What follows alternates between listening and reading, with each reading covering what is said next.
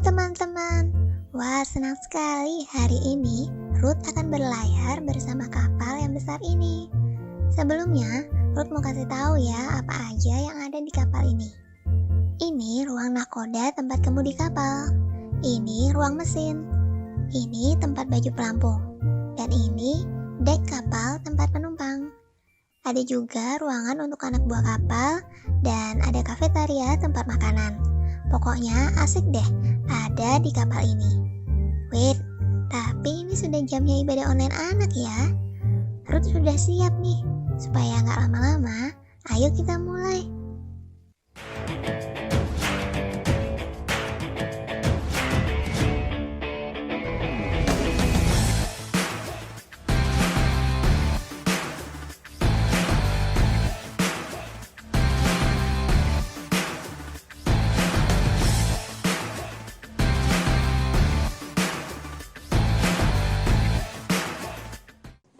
Shalom adik-adik, bertemu lagi dengan Kak Handi dan Kak Marta di ibadah online Sekolah Minggu Gereja Kristus Jalaban. Apa kabar semua adik-adik? Bersama Yesus, aku dan kau, dahsyat, luar biasa, yes, yes, yes. Ayo Kak Handi, kita ulangi sekali lagi ya lihat tadi. Bersama Yesus, aku dan kau, dahsyat, luar biasa, yes, yes, yes. Nah, Kak Marta, hari ini kita mau berlayar bersama Tuhan Yesus. Wah, asik Kak Handi. Kak Marta udah gak sabaran mau berlayar bersama dengan Tuhan Yesus. Tapi, boleh nggak di kapal ini kita buang sampah sembarangan? Atau kita naruh barang sembarangan? Atau Kak Marta mau jalan-jalan sembarangan? Gak boleh Kak Marta. Di kapal ini ya Kak Marta, semua penumpang itu harus taat sama aturan-aturan. Mana ya? Kan di bawah nih Kak, aturan-aturannya. Nah ini dia Kak Marta.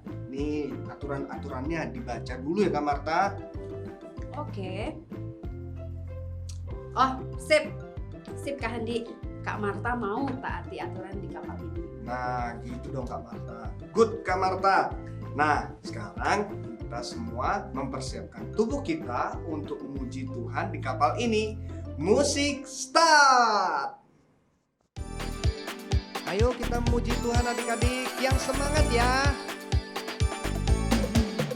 Setinggi-tingginya langit, lebih tinggi kasih Yesusku. Sedalam-dalam lautan, lebih dalam kasih Yesusku. Seindah-indah pelangi, lebih indah kasih Yesusku. Kasih Yesus, oh kasih Yesus, menawarkan segalanya. Kasih Yesus, oh kasih Yesus, menawarkan segalanya. Kasih Tuhan luar biasa bukan? Setinggi-tingginya langit, lebih tinggi kasih Yesusku. Sedalam-dalam lautan, lebih dalam kasih Yesusku. Seindah-indah pelangi, lebih indah kasih Yesusku. Kasih Yesus, oh kasih Yesus, menawarkan segalanya. Kasih Yesus, oh kasih Yesus, menawarkan segalanya.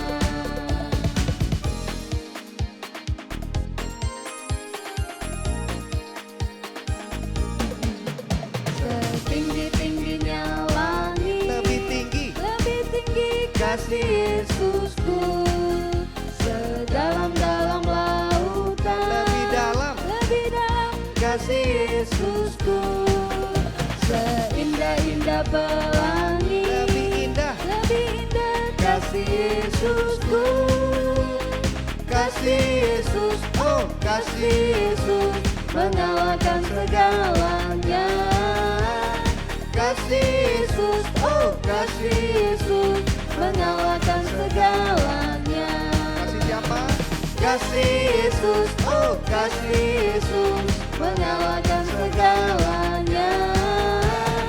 Kasih Yesus, oh kasih Yesus, menyalakan segalanya.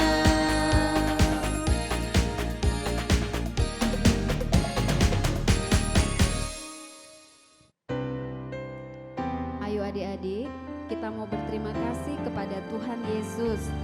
Kita akan sama-sama nyanyikan pujian Ku Ada Sebab Anugerah-Mu. Ku ada sebab anugerah-Mu, ku ada karena kasih-Mu, Tuhan Yesus.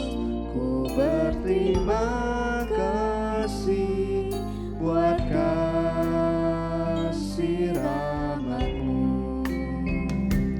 Ku ada sebab anugerah-Mu, ku ada karena kasih-Mu, Tuhan Yesus. Ku berterima kasih buat kasih rahmat-Mu. Terima kasih Yesus, Yesus. Terima kasih, hanya anugerah-Mu buat hidupku sekarang. Ku kan memuji-Mu selamanya.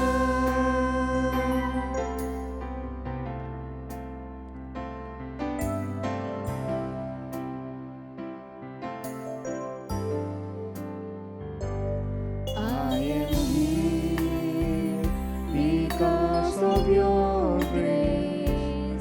I am here because of your love, Lord Jesus.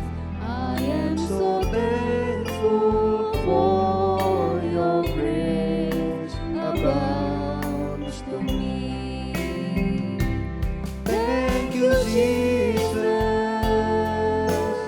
Jesus, Jesus. Thank you, Jesus. It's only by your grace that I could live today. Forever I will praise your name. Thank you, Jesus, Jesus, Jesus. Thank you, Jesus. It's only by your grace that I could live today. Forever I will praise your name. Thank you, Jesus, Jesus, Jesus. Thank you, Jesus. It's only by your grace that I could live today. Forever I will praise your name. It's only by your grace that I could live today. Forever I will praise your name.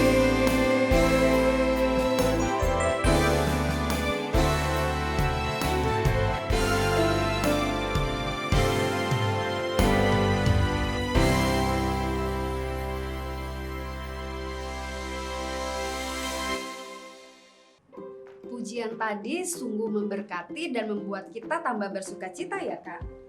Betul banget tuh Kak Marta. Kasih Tuhan itu sungguh luar biasa. Lebih tinggi dari langit, lebih dalam dari lautan, apalagi lebih indah dari pelangi. Amin, bener banget Kak Handi. Karena itu kita semua harus senantiasa mengucap syukur dan berterima kasih kepada Tuhan. Nah, sebentar lagi kita akan mendengarkan firman Tuhan nih adik-adik. Sebelum kita mendengarkan firman Tuhan, mari kita lipat tangannya, tutup matanya, kami akan pimpin dalam doa. Terima kasih Tuhan buat waktu yang indah di mana kami boleh memuji Tuhan. Biarlah setiap puji-pujian yang sudah dinaikkan boleh berkenan menyenangkan hati Bapa, menjadi dupa yang harum di hadapan Tuhan. Sebentar kami akan mendengarkan firman Tuhan yang akan disampaikan oleh Kak Pauline.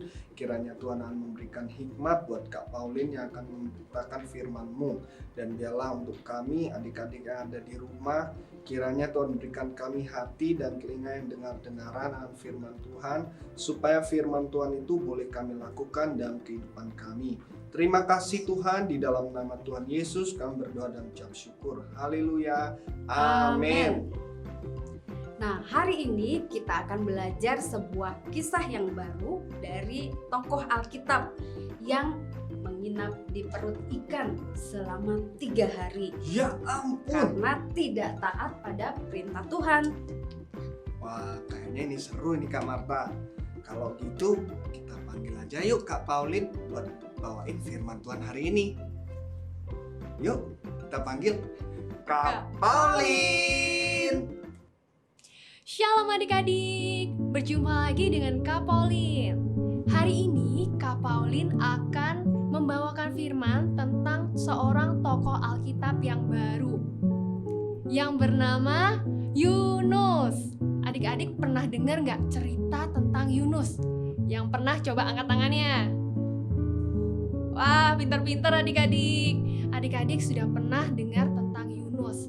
Biasanya Yunus ini diceritakan dengan ikan yang besar adik-adik. Besar.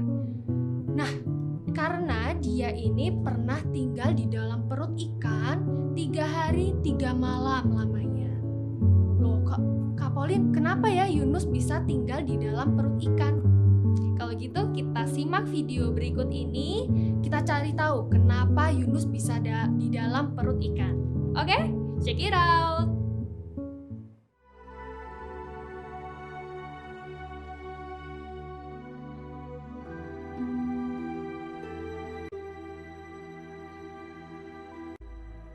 Datanglah firman Tuhan kepada Yunus demikian.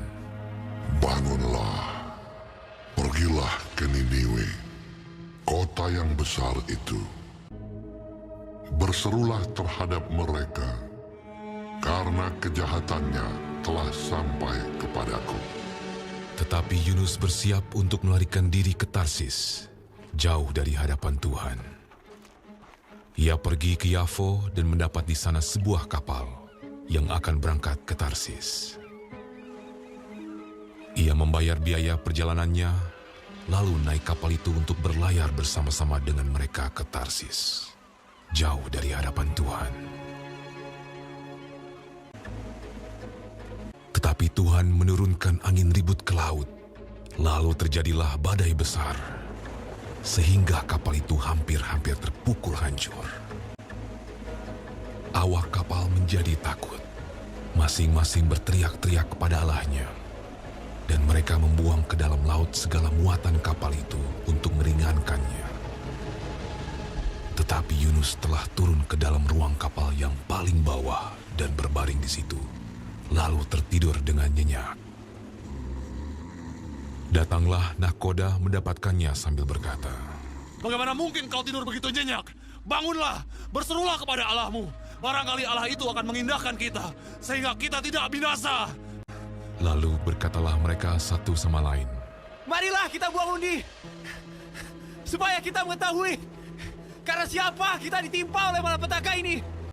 Mereka membuang undi dan Yunuslah yang kena undi. Berkatalah mereka kepadanya, Beritahukan kepada kami, karena siapa kita ditimpa oleh malapetaka ini? Dan dari mana engkau datang? Dan dari bangsa manakah engkau? Sahutnya kepada mereka, Aku seorang Ibrani. Aku takut akan Tuhan, Allah yang mempunyai langit, yang telah menjadikan lautan dan daratan. Apa yang telah kau berbuat? Akan kami apakan engkau, supaya laut menjadi reda dan tidak menyerang kami lagi? Sebab laut semakin bergelora. Angkatlah aku, capakanlah aku ke dalam laut. Maka laut akan menjadi reda dan tidak menyerang kamu lagi. Sebab aku tahu, bahwa karena akulah badai besar ini menyerang kamu. Lalu berdayunglah orang-orang itu dengan sekuat tenaga untuk membawa kapal itu kembali ke darat. Tetapi mereka tidak sanggup, sebab laut semakin bergelora menyerang mereka. Lalu berserulah mereka kepada Tuhan, katanya, Ya Tuhan, janganlah kiranya Kau biarkan kami binasa karena nyawa orang ini. Kemudian mereka mengangkat Yunus, lalu mencampakkannya ke dalam laut. Dan laut berhenti mengamuk. Orang-orang itu menjadi sangat takut kepada Tuhan, lalu mempersembahkan korban sembelihan bagi Tuhan, serta mengikrarkan nazar. Maka, atas penentuan Tuhan, datanglah seekor ikan besar yang menelan Yunus. Dan Yunus tinggal di dalam perut ikan itu 3 hari 3 malam lamanya.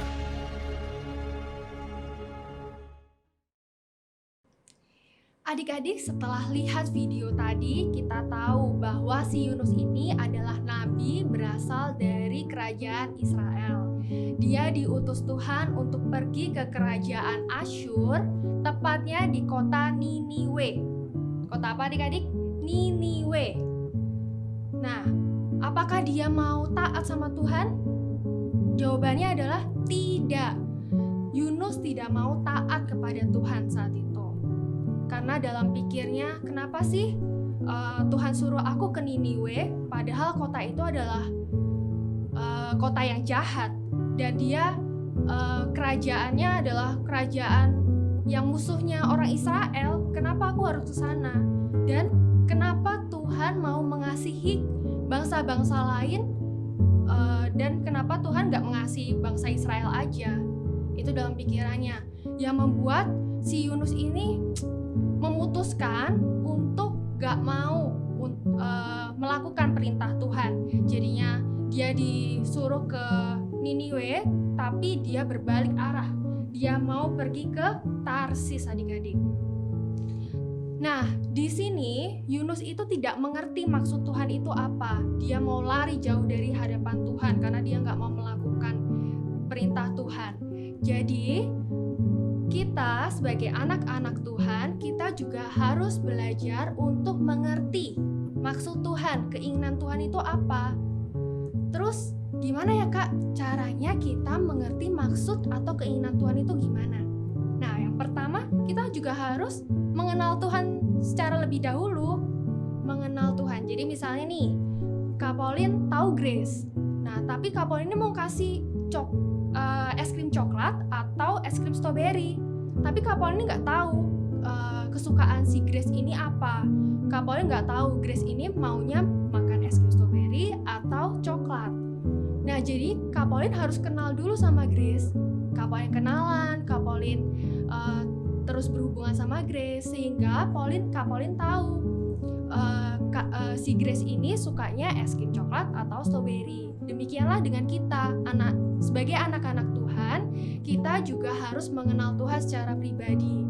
Nah, Kak Pauline, gimana ya caranya mengenal Tuhan secara pribadi? Yaitu melalui pembacaan akan firman Tuhan. Kita bisa membaca firman Tuhan untuk mengenal Tuhan secara pribadi. Jadi poin yang pertama, itu kita mau mengenal Tuhan melalui firman-Nya. Nah, jadi untuk kelas Matius B sampai kepada Lukas B yang sudah bisa membaca, dan biasanya kakak-kakak guru kasih kalian untuk saat teduh kan. Nah, kalian harus tetap semangat untuk membaca firman setiap hari. Oke? Nah, yang kedua kita lanjutin lagi ya ceritanya. Setelah si Yunus ini memutuskan untuk pergi ke Tarsis, dia pergi ke Yafo untuk mencari kapal. Di sana dia mendapatkan kapal, dia membayar kapalnya, terus dia pakai kapal itu untuk menyeberangi lautan untuk pergi ke Tarsis.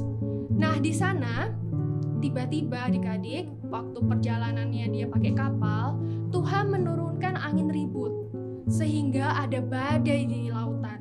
Coba deh adik-adik lihat di gambar sebelah. serem sekali ya adik-adik. Kalau misalnya ada kapal, terus habis itu di lautannya itu ada badainya. Serem sekali, sampai si kapal ini mau dihancurkan oleh si lautnya itu. Jadi orang-orang di sana berteriak-teriak sama Tuhannya masing-masing. Tuhan tolong, Tuhan tolong. Tolong kami, kalau misalnya kapal ini pecah, hancur, kami akan mati. Mereka berteriak-teriak. Tapi apa yang dilakukan oleh Yunus? Yunus malah tidur adik-adik.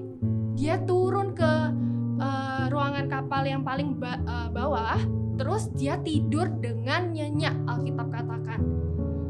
Adik-adik pernah nggak tidur dengan nyenyak? Kak Pauline pernah tidur dengan nyenyak. Kalau misalnya Kak Pauline tidur dengan nyenyak, Kak Pauline nggak bisa dengar suara-suara anjing atau suara kucing, atau Kak Pauline dipanggil sama mama, Kak Pauline nggak bisa dengar karena Kak Pauline tidur dengan nyenyak. Di sini Yunus untuk menolak untuk dengar akan perintah Tuhan. Dia mau tidur aja dengan nyenyak gitu. Nah, poin ini kita belajar kalau kita sebagai anak Tuhan, kita harus mau dengar-dengaran pada firman Tuhan.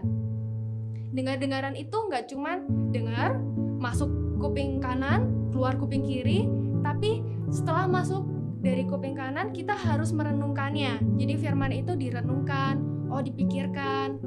Nah, dan sehingga ada timbul niatan kita untuk melakukan firman Tuhan itu. Nah, kita lanjutin ya. Jadi poin yang kedua, mau dengar-dengaran pada firman Tuhan. Kita lanjutin ceritanya.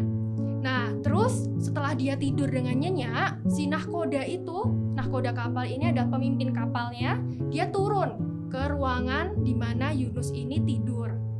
Nah, dia dibangunkan, si Yunus ini dibangunkan sampai bangun. Akhirnya Yunus bangun dan singkat ceritanya para awak kapal ini setuju untuk membuang undi.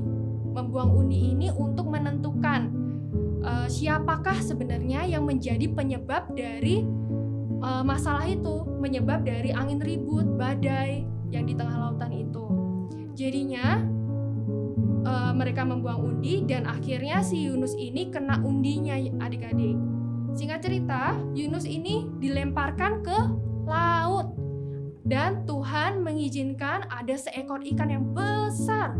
Dia menelan si Yunus ini dan si Yunus ini tinggal di perut ikan 3 hari 3 malam. Serem sekali ya adik-adik kalau misalnya kita tinggal di perut ikan, gimana gelapnya, gak ada makanan dan gak ada kehidupan gitu kayaknya. Kalau misalnya kita mati lampu aja kan kita gak bisa lihat kanan kiri. Tapi nih si Yunus bisa tinggal di dalam perut ikan 3 hari 3 malam. Nah, ini kenapa dia bisa mengalami hal-hal seperti ini? Karena dia tidak taat terhadap perintah Tuhan, terhadap firman Tuhan. Jadi poin ini kita belajar untuk taat terhadap perintah Tuhan, firman Tuhan. Jadi adik-adik, ada 3 hal yang kita bisa pelajari dari kisah si Yunus pasal 1 ini. Yang pertama, mengenal Tuhan melalui firman-Nya. Dan yang kedua, dengar-dengaran pada firman Tuhan. Yang ketiga, taat melakukan firman Tuhan. Jadi demikianlah firman kita hari ini. Tuhan Yesus memberkati. Firman Tuhan tadi sangat bagus ya Kak Marta. Iya Kak Handi, firman Tuhan tadi mengajarkan pada kita yang pertama untuk mengenal Tuhan melalui firman-Nya, yang kedua kita harus dengar-dengaran akan firman Tuhan, dan yang ketiga kita harus taat melakukan firman Tuhan. Ih, Kani nggak mau kayak Yunus yang ditelan sama ikan besar dan tinggal di dalam perut ikan.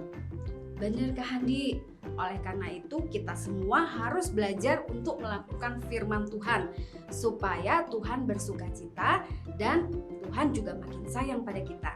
Setuju Kak Marta. Nah adik-adik, ingat dan lakukan firman Tuhan hari ini ya. Waktunya ayat hafalan. Ayat hafalan kita diambil dari Amsal pasal 13 ayat 13. Siapa meremehkan firman, ia akan menanggung akibatnya. tetapi siapa taat kepada perintah akan menerima balasan. Nah, adik-adik, kita ulang sekali lagi ya. Ikuti gerakan kakak-kakak. 1, 2, 3.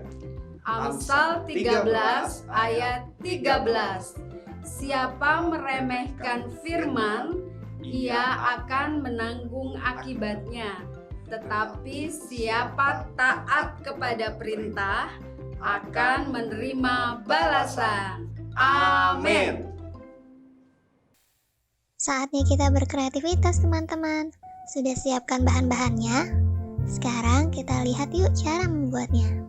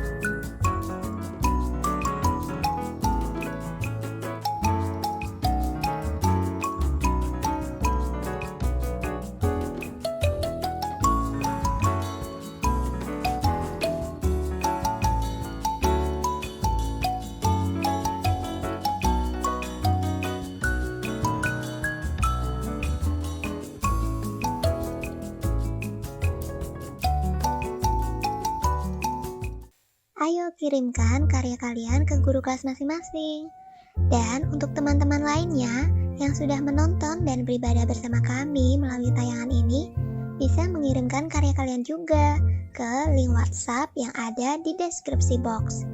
Kami tunggu ya, paling lambat hari Senin jam 5 sore. Sekarang kita saksikan yuk foto-foto dan video keseruan ibadah teman-teman minggu lalu. Silakan. Semua menari buat Tuhan, tak perlu kamu ragu atau juga malu. Sekarang ini waktunya memuji Sang Raja, rayakan kebaikannya, bersukacitalah. Langkahkan kakimu ke kiri dan kanan, goyangkan badanmu dan berputarlah, bertepuk tangan, memuji namanya, takkan berhenti menari baginya.